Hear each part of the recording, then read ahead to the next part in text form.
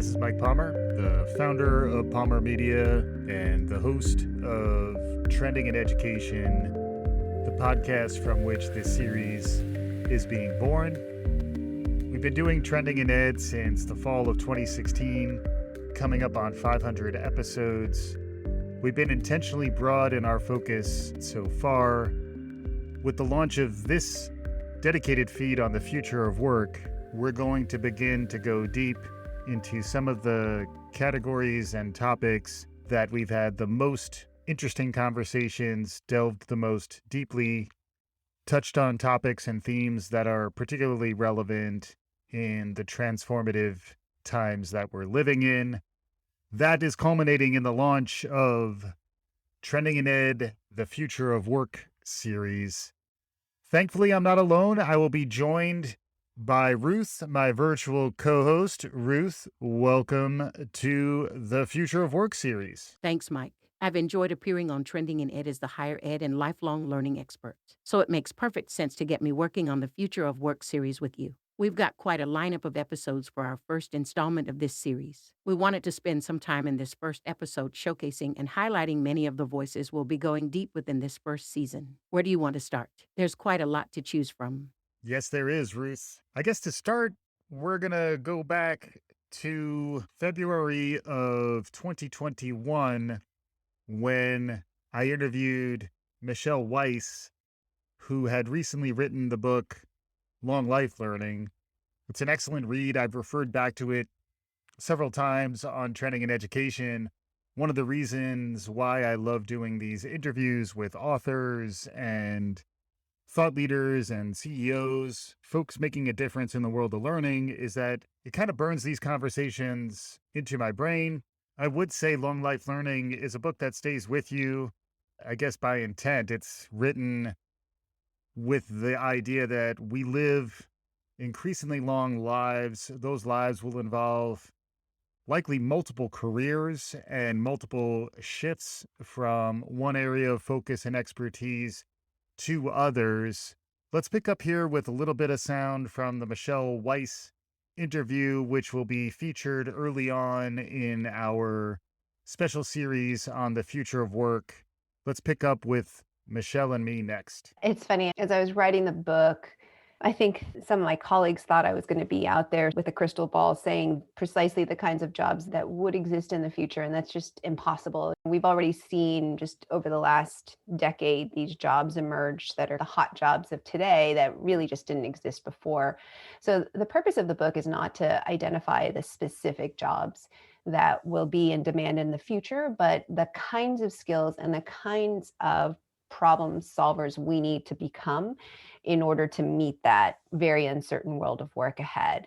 So as we think about better preparing ourselves for this very turbulent future ahead, we have to realize first that, yes, there are certain skills that humans can leverage better than robots. There are certain skills that we just have to relinquish to computers and machine learning and AI just because they're always going to do it better, faster, and without any mistakes. Mm-hmm. There are other things that are like those more human skills or those quote unquote softer skills or non-cognitive skills, those workforce competencies around collaboration and teamwork and exercising judgment, creativity, systems thinking, right? Yeah, creativity, curiosity, all those kinds of things that we talk about that are going to be core skills needed in the future. But it's also really important that we realize that alone is not enough. We can't just bank on our human skills. In order to be someone who is truly marketable in the future, we have to have also enough of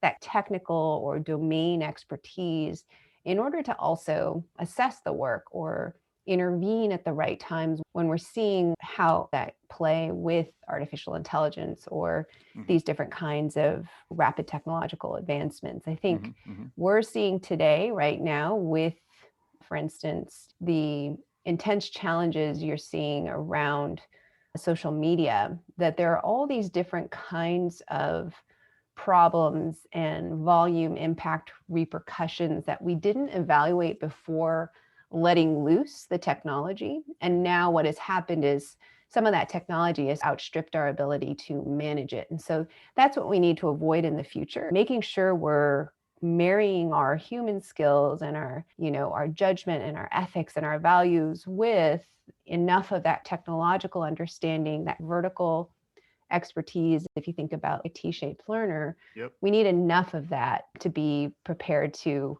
face all the different kinds of uncertain circumstances that are coming our way. Great stuff there with Michelle. I would recommend her book. We'll be covering that interview in depth as one of the early episodes in the season. As I mentioned earlier, a lot of these concepts have stuck with me, particularly that of the T-shaped learner and the importance of not just thinking about going deep within certain areas, but also having that broader cross section of skills to pay the bills. Many of them are soft skills, frequently called power skills, also known as durable skills. Reminds me also of the conversation that we had with Jeff Gothelf, who wrote Forever Employable, which is more from the context of the employee, his or herself. What can we be doing to plant our flag and carve out our own niche? Jeff's done really tremendous work around applying agile methodologies to UX and to thinking about career development, understanding how to measure milestones and outcomes versus outputs. Really interesting thinker. Again, I would recommend Forever Employable. Here's a little bit of sound from Jeff and I talking about why it's important to plant your flag. Absolutely. Look, every industry has a community, and every community has leaders in that community, thought leaders, experts, the people that you look up to. The ability today to become one of those leaders, to become present in that conversation is easier than ever, but it does take effort. It takes effort. It takes consistency. The first part of the book is called Plant Your Flag. Mm-hmm. And really, it's the first exercise that I recommend, which is to decide what you want to be known for in your community. What do you want to build your reputation around? And it's an exercise in right sizing the flag that you're going to build as the foundation for your reputation and your network. You don't want to go too broad, but like education. Right. Is enormous. Huge, yeah. Enormous, right? It's just way too broad, way too generic. You don't want to go too narrow, which is German language education for veterinarians. That feels like that's a little, it's niche. I mean, there's an audience for it, right? There are German Shepherds out there, but there are other varietals of pooches. So yes. Exactly. It's somewhere in between those two that leverages your passions, your expertise, and your experience. And then it's an effort in consistency and frequency in establishing yourself as the person who knows about that. Wherever your community hangs out, participate. Participate in the conversations. Join in the conversations. Pay attention to what the thought leaders are already doing. Submit to speak at one of your industry conferences. Post some ideas in the discussion forums wherever your folks hang out and see what kind of feedback you get. Offer up a free presentation. I did one yesterday. I did a free webinar yesterday on objectives and key results. It was an hour-long presentation. That's it, 1 hour. Literally, I did 90 minutes of prep for it. So 2.5 hour effort, roughly speaking. 315 people signed up. About 150 showed up. But that's a terrific way to test your ideas. Great stuff there with Jeff. Plenty of actionable morsels and insights and perspectives from a gentleman who, in his origin story, shares that he originally joined the circus early in his professional life and he landed well. So it's another reminder that our careers take long courses through that long life learning that Michelle was talking about. Those are 2 episodes that are going to be featured early in the season. How about you, Ruth? What about season 1, about the episodes that we have on the horizon?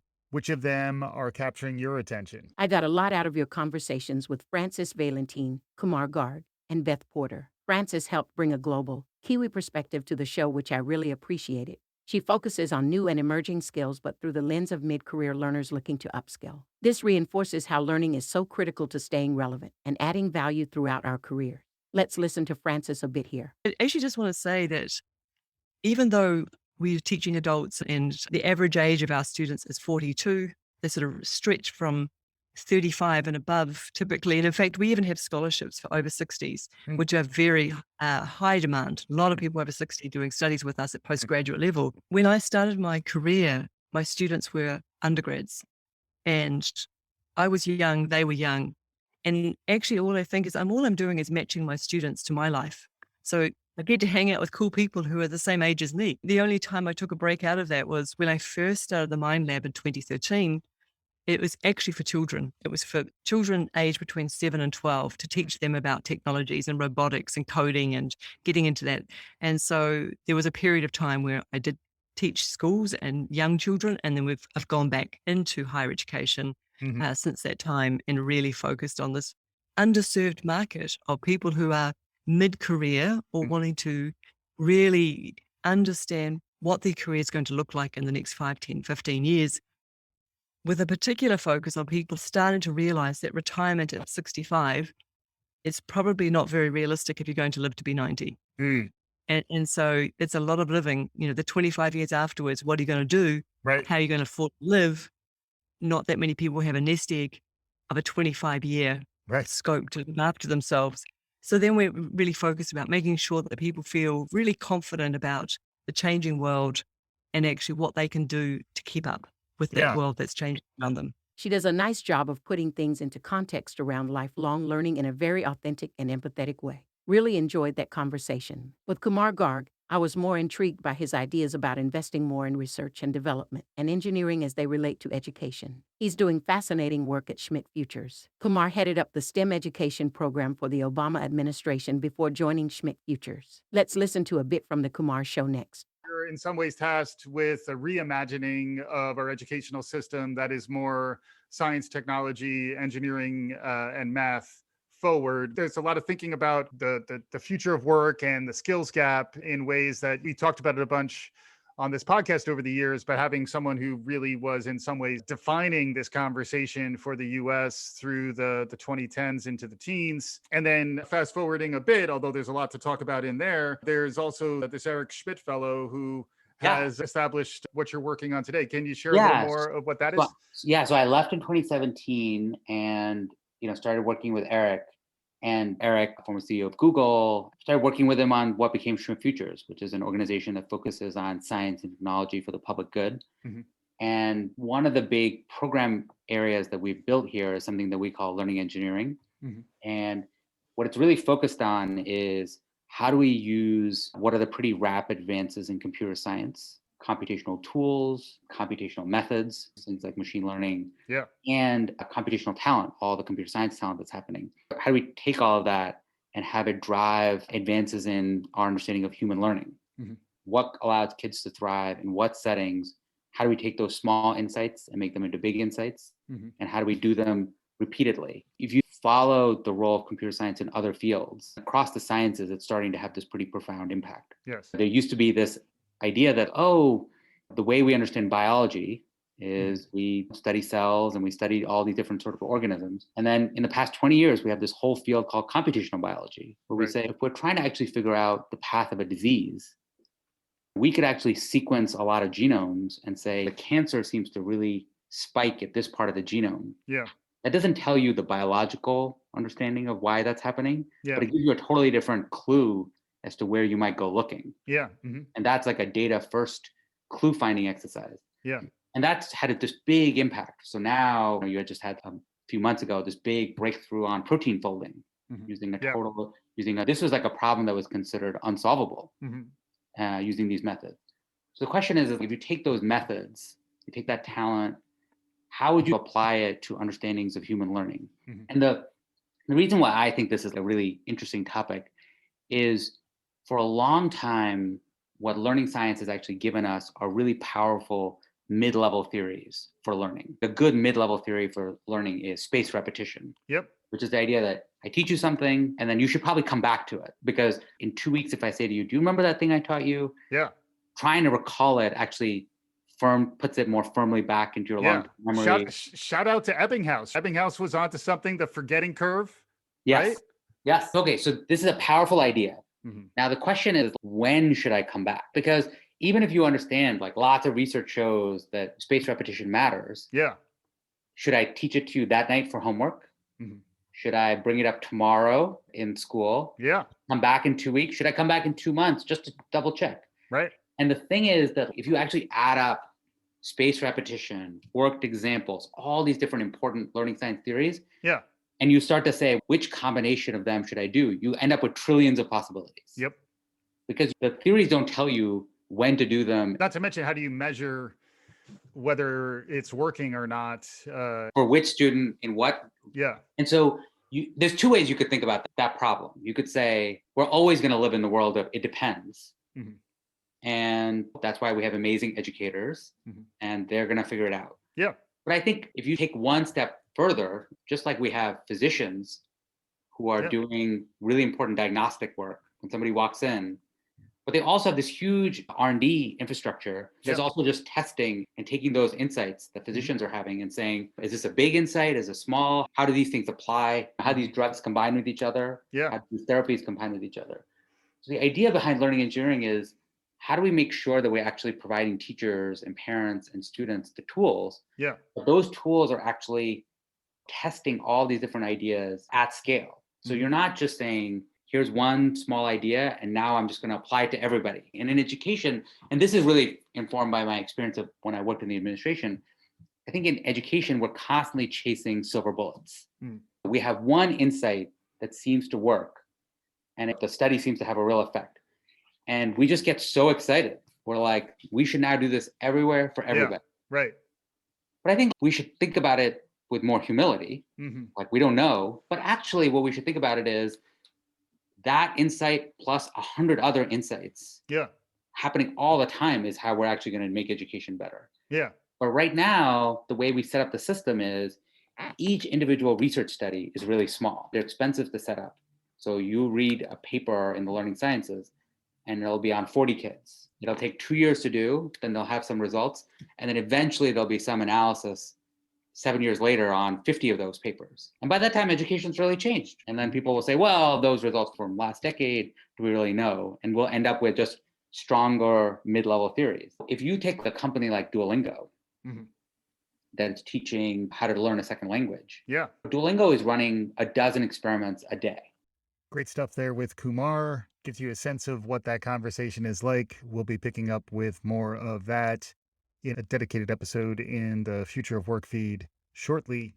Oh my goodness. Don't get me started on Duolingo. That sticky feedback, really interesting stuff. I keep coming back to them as an example where why can't we do what they did with language learning in other contexts? And I think the answer might be that we just haven't started to do it yet. We haven't seen those results. There's a lot of R&D happening.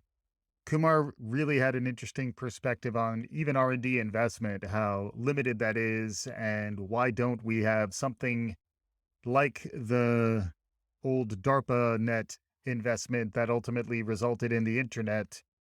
We could live in a world where there is more significant funding into the research around leveraging technology for innovation, thinking about early childhood learning right on through long life learning. Really interesting ideas there. You also mentioned Beth Porter. I do know we're going to be having a new conversation with Beth soon in the main Trending in Ed feed, and that'll likely propagate back over here. But she does really interesting work both at Esme Learning and at Riff Analytics.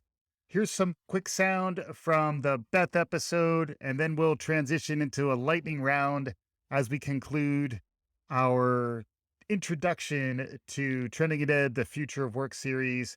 Let's hear a little bit from Beth Porter before we hop over into the lightning round. I'm actually really glad you brought up flow, because one of the things I'm super excited about professional development and learning in new modalities is game-based learning. I'm super excited about the idea that I think it's just been long the reserve of kids. Like, I want to reclaim games. I just want to, I'm an adult. I'm good. I love games. I'd love to be able to have that as a mechanism for learning. And I just think that the game environments are becoming so much more sophisticated. And there are so many social games Yeah. and collaborative games that are just, they're not particularly connected to professional development now. Yeah. But the game-based environments just give us a hugely rich space for exploring all the things that we've just been talking about: collaboration, communication, shared goals, the ability to take risks and then learn. All the stuff that is what we're training, that is all mindset development and great ground for learning how to be with one another in a situation that's safe, but instructive and potentially transformative. Yeah. And I'm really interested in investments in that. And when I look around and say, what am I excited about? What do I want Yeah. to be coming out? I don't have to be the inventor. I want somebody else to invent Yeah. stuff that I did out too.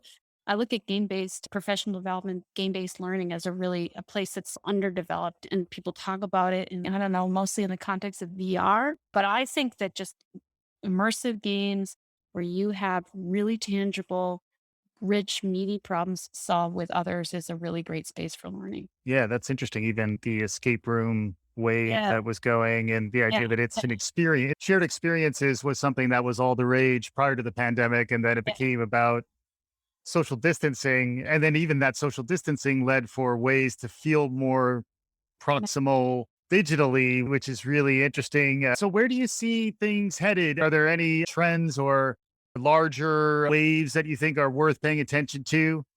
Yeah. So in addition to game-based learning, I think one of the other ones I'm really excited about, and maybe some of your listeners will be like, she's not thinking about it the right way. But, I'm not as excited about VR as everybody else, since I think one of the things that I really observe about what's important to business leaders, let's just talk about people who are in our sweet spot. I think we have to learn more about what's around us, like develop better situational awareness, learn more from our environment, learn more from what's going on in order to be able to bring that material in Yeah. and then use it as part of the information space that we use to make decisions. Mhm. And so I'm keyed in on AR versus VR right Yeah. now, because I think we don't, again, it's this underdeveloped, underutilized set of technologies. It's much easier to develop typically. It doesn't require as fancy equipment. It's a little bit more accessible. It takes advantage of, or can take advantage of, the space of everything that's around you that you're Yeah. just blindly shooting your way through as a human, and you just don't pay any attention to.